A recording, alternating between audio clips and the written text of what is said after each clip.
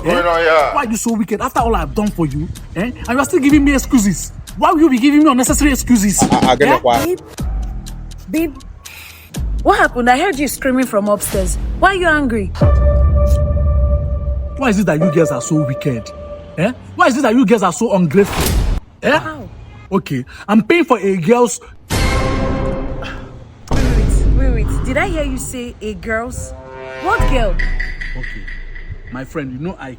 You know Ike, right? Yes. Ike, my friend. Yes, I know Ike. Okay. Ike, girlfriend. You know how romantic Ike is? Yes. He's taking care of the girl, paying everything for the girl, doing everything. Her monthly allowances, everything. Yeah, this girl still get mind cheating on Ike.